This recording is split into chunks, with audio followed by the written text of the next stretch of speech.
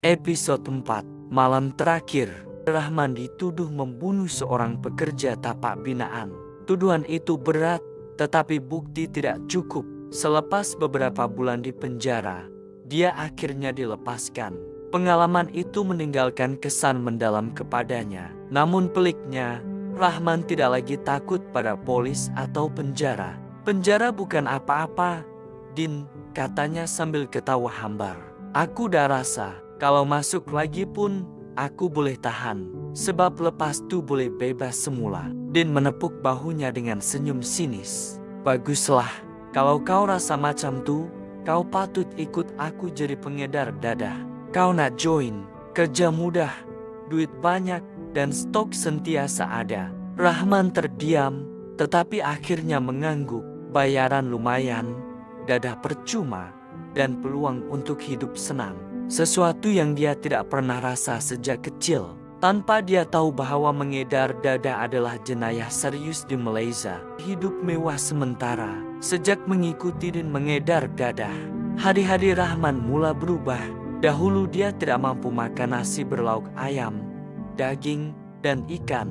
Kini setiap hari dia mampu. Dahulu pakaiannya dikutip dari tong sampah. Kini dia membeli pakaian baru, kasut berjenama. Dahulu dia hanya mampu melihat pelacur dari jauh. Kini dia melanggan mereka dengan kerap, menikmati masa dewasanya tanpa rasa takut atau terhina. Seolah-olah uang itu telah mengubah nasib malangnya sejak kecil.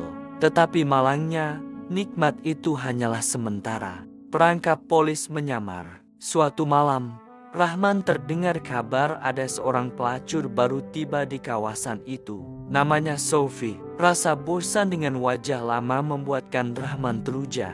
Dia bertemu Sophie di sebuah bilik kecil. Sophie cantik, wajahnya lembut, senyumannya menggoda. Rahman yang sudah sedikit hai akibat mengambil dadah sebelum itu mula berterus terang. "Aku nih pengedar besar sekarang.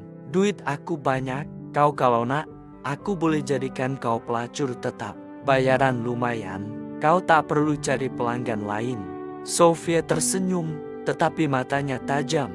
"Kalau kau betul pengedar, boleh bagi aku sedikit stok? Aku nak Cuba." Rahman, mabuk dengan rasa bangga, segera menunjukkan paket besar mesamfetamin syabu yang disimpannya. "Ini barang aku. Stok sentiasa ada. Polis pun tak boleh tangkap aku."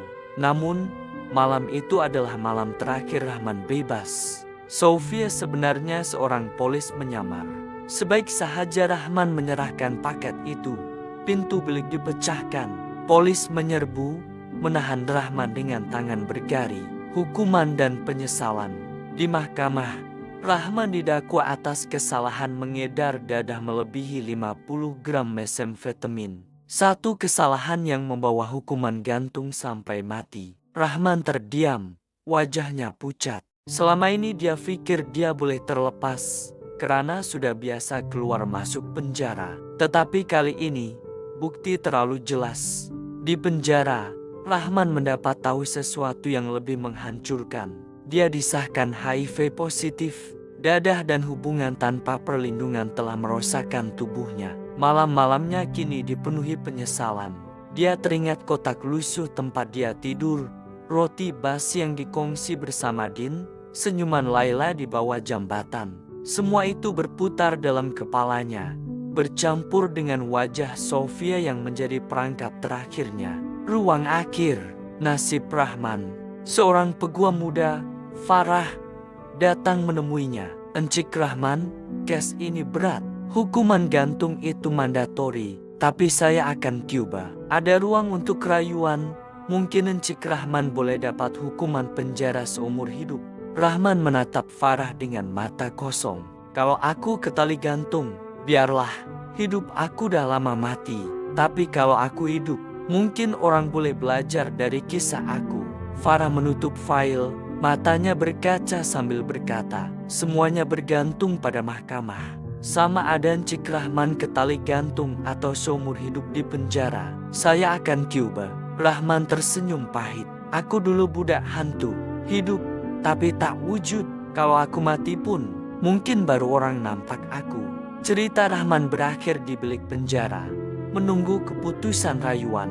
Sama ada dia benar-benar ke tali gantung atau hanya menjalani hukuman seumur hidup, semuanya bergantung kepada kehebatan peguam muda itu. Yang pasti, kisah Rahman adalah tragedi sosial. Seorang anak tanpa identiti, dihina masyarakat, tenggelam dalam dadah, dan akhirnya menjadi mangsa sistem yang tidak pernah memberinya peluang. Sistem boleh melahirkan budak hantu yang akhirnya mati tanpa pernah benar-benar hidup. Tamat.